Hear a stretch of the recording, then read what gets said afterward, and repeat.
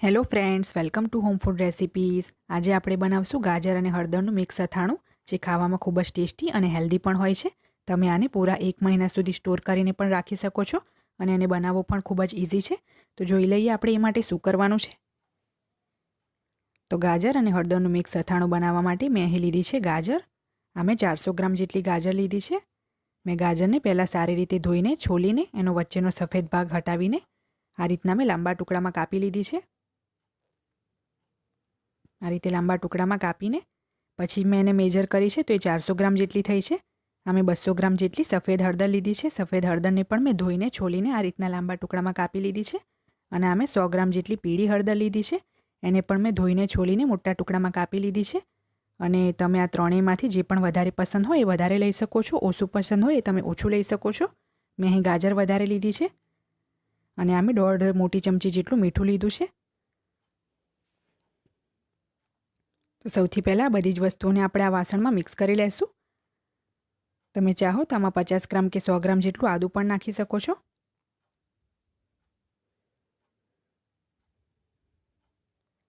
તો આ બધું મેં મિક્સ કરી લીધું છે. તો હવે આપણે આમાં મીઠું નાખી દઈશું અને મીઠું નાખીને સારી રીતે મિક્સ કરી લેશું. મીઠું નાખવાથી એનું બધું જ પાણી અલગ થઈ જશે અને આપણે એને પૂરા 1 દિવસ માટે મૂકી રાખશી, જેથી એનું બધું જ પાણી અલગ થઈ જાય. અને એનું પાણી અલગ કરીને આપણે એને સૂકવી દેવાનું છે, જેથી આપણું અથાણું બગડશે નહીં, લાંબા સમય સુધી ટકી રહેશે. વચ્ચે વચ્ચે એને હલાવીને મિક્સ પણ કરતા રહેવાનું છે.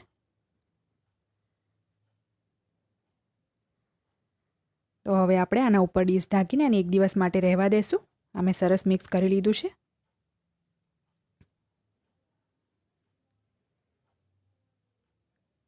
તો 1 દિવસ પછી તમે જોઈ શકો છો કે ગાજર અને હળદરમાંથી બધું જ પાણી અલગ થઈ ગયું છે. મેં વચ્ચે વચ્ચે 4-5 વાર એને મિક્સ કરી લીધું હતું, હલાવી લીધું હતું. તો હવે આપણે એનું બધું જ પાણી નિતારીને તડકામાં 2 થી 3 કલાક માટે સૂકવી લેશું, જેથી એમાંથી બધું જ મોઇસ્ચર જતું રહે અને ડ્રાય થઈ જાય.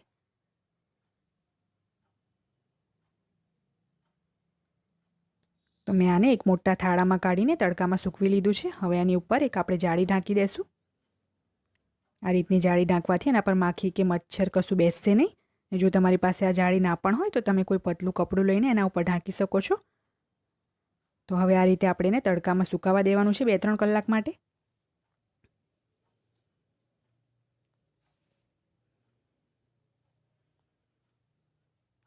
તો તમે જોઈ શકો છો મેં એને 2-3 કલાક તડકામાં સૂકવ્યું છે.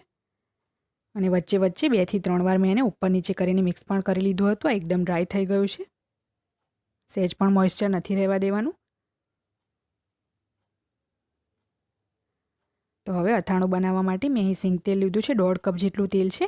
જે મેઝરિંગ કપ આવે છે એનાથી જ મેં 1.5 કપ માપ્યું છે.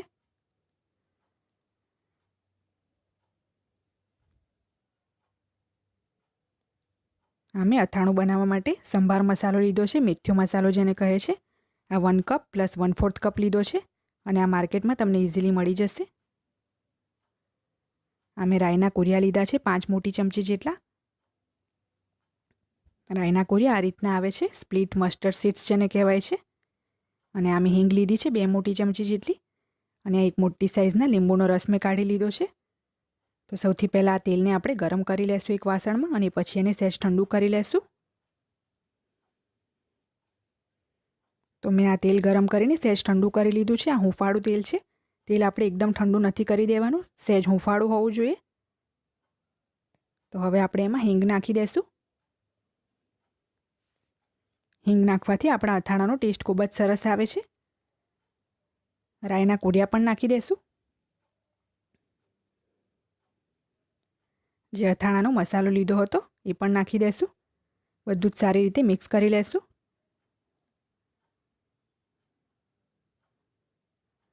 તો હવે આપણે જે તડકામાં સૂકવેલા ગાજર અને હળદર હતા એ નાખી દઈશું.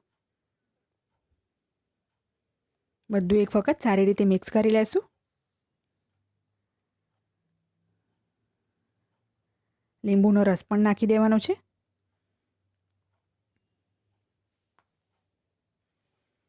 અથાણું બનાવવા માટે હંમેશા સિંગ તેલ કાં તો સરસિયાનું તેલ જ યુઝ થાય છે.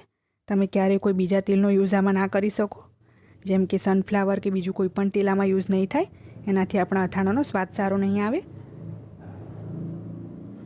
તો મેં આને સરસ મિક્સ કરી લીધું છે.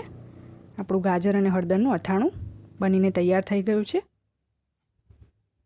તો આને આપણે સર્વ કરી લેશું. ફ્રેન્ડ્સ, રેડી છે આપણું ગાજર અને હળદરનું મિક્સ અથાણું. તમે આને કોઈપણ એરટાઇટ કાચની બરણીમાં ભરીને 1 મહિના સુધી ફ્રીજમાં સ્ટોર કરી શકો છો. અને જો તમે આને બહાર રૂમ ટેમ્પરેચર પર રાખવા માંગો તો એ 10 થી 12 દિવસ સુધી જ સારું રહે છે. તમે પણ આ આચારને ચોક્કસ તમારા ઘરે બનાવીને ટ્રાય કરો.